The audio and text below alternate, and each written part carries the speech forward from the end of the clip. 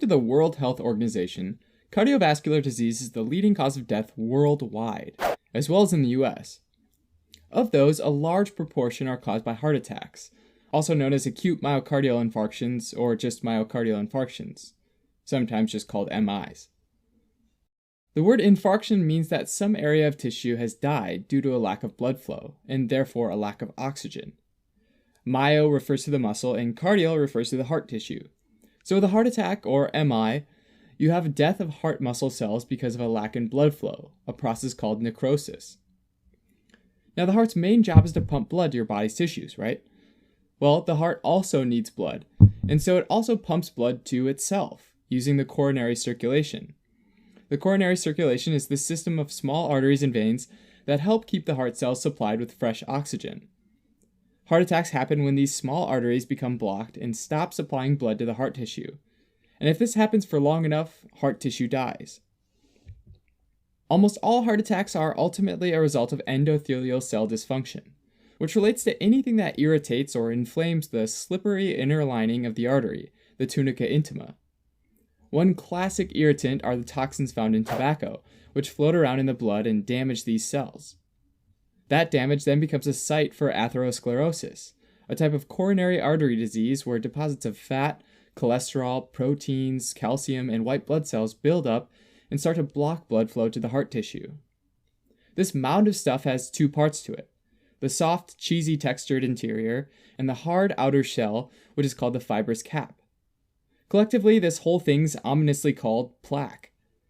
Usually, though, it takes years for plaque to build up, and this slow blockage only partially blocks the coronary arteries. And so, even though less blood makes it to the heart tissue, there's still blood. Heart attacks happen when there's a sudden, complete blockage or occlusion of a coronary artery. So let's see how that can happen. Since these plaques sit right in the lumen of the blood vessel, they're constantly being stressed by mechanical forces from blood flow. And interestingly, it's often the smaller plaques with softer caps rather than the larger ones with harder caps that are especially prone to break or get ripped off. Once that happens, the inner cheesy filling, which remember is this mix of fat, cholesterol, proteins, calcium, and white blood cells, is thrombogenic. And this means that it tends to form clots very quickly. So platelets, or blood clotting components in the blood, flow by and get excited, and they adhere to this exposed, cheesy material. In addition to piling up, the platelets also release chemicals that enhance the clotting process. Now this happens super fast. Think about how quickly a small cut stops bleeding. That's a very similar process. It happens in a matter of minutes, right? And now that coronary artery is fully occluded. So now let's change views a bit. If we take a slice of the heart like this side being posterior, or the back, and this being anterior, or the front, with the left and the right ventricles here, and then we have the three most commonly blocked arteries, the left anterior descending, or LAD, which supplies blood to the anterior wall and septum of the left ventricle, which accounts for about 40 to 50% of cases, the right coronary artery, or the RCA, which covers the posterior wall, septum, and papillary muscles of the left ventricle, accounts for about 30 to 40% of cases, and finally the left circumflex artery, or the LCX, which supplies the lateral wall of the left ventricle, about 15 to 20% of cases. Notice that the majority of these areas supply the left ventricle. Most heart attacks therefore involve the left ventricle, where the right ventricle and both atria, the upper chambers, aren't as often affected. Each of these areas is called the artery's zone of perfusion, and if we take a closer look at one of these zones, we'll see that basically you've got the endocardium, which is the smooth membrane on the inside of the heart, and then the myocardium, all the heart muscle, and then the epicardium, the outer surface of the heart, which is where the coronary arteries live. Let's say the LAD gets blocked. The area of perfusion is now at serious risk, and within about a minute, the muscle cells in this zone don't see enough oxygen and become ischemic, and the muscle layer's ability to contract is severely reduced. This initial stage is extremely sensitive, since the ischemic damage to cells in the perfusion zone is potentially reversible.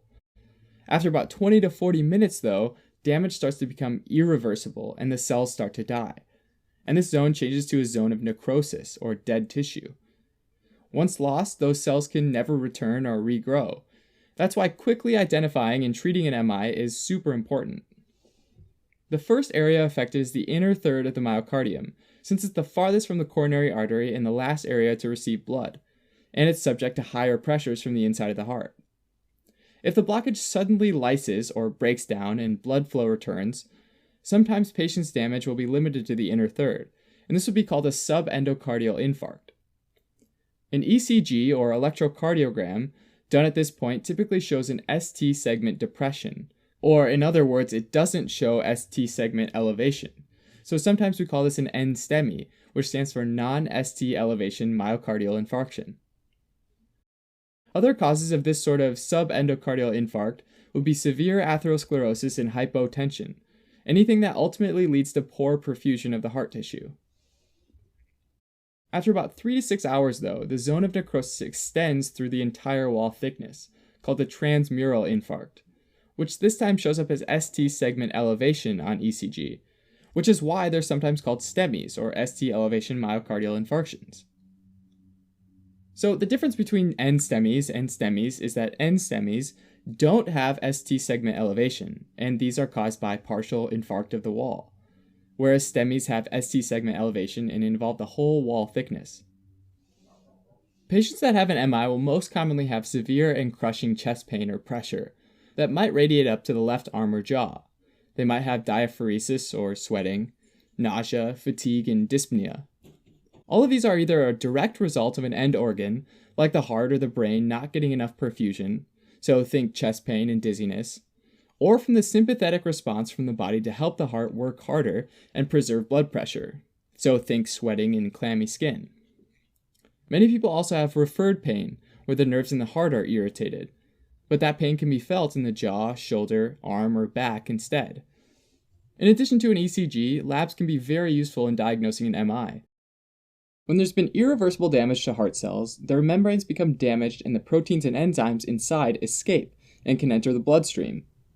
3 key ones are troponin I, troponin T, and CKMB, which is a combination of creatine kinase enzymes M and B.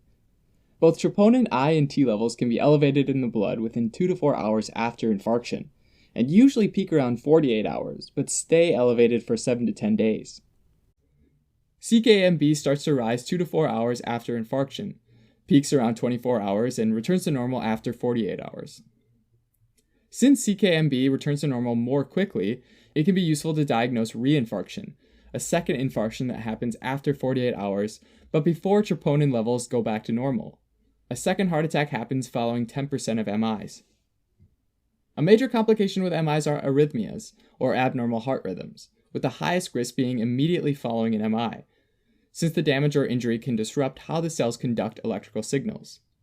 Kind of along the same lines, depending on how much contractile or muscle tissue is affected, patients' hearts might not be able to pump enough blood to the body, resulting in cardiogenic shock. In the days following an infarction, the tissue around the infarcted area becomes inflamed and is invaded by neutrophils, which can lead to pericarditis, inflammation of the pericardium. In the next couple weeks, macrophages invade the tissue, and the healing process begins with the formation of granulation tissue, which is new connective tissue that's yellow and soft. At this phase, the tissue is most at risk of myocardial rupture. After 2 weeks to several months, the cardiac tissue scarring process finishes, and the resulting tissue becomes grayish-white in color. Since the scar tissue doesn't help pump blood, over time the remaining heart muscle can grow or change shape to try and compensate for these lost cells and pump harder, but they ultimately continue to fail, which can lead to heart failure.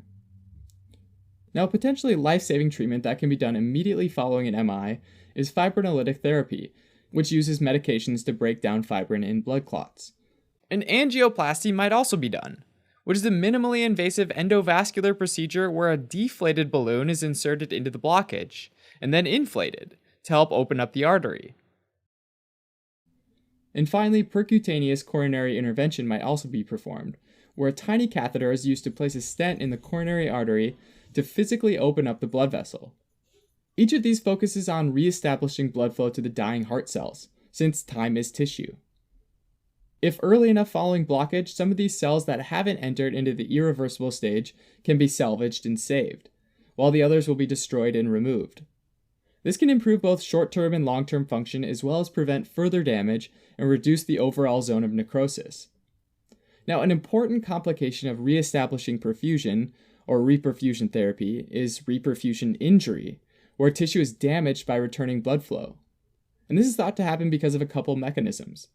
First, blood flowing back to the cells brings this influx of calcium. And since calcium leads to muscle contraction, the irreversibly damaged cells contract. And since they've been irreversibly damaged, they get stuck like that and can't relax. This shows up on histology as this characteristic contraction band necrosis. Also though, blood brings along oxygen, right? Yeah, it does. But that oxygen, paradoxically, can actually lead to more cellular damage. The conditions in an ischemic heart seem to cause an increased conversion of the returning oxygen to reactive oxygen species, which can go on to damage more heart cells.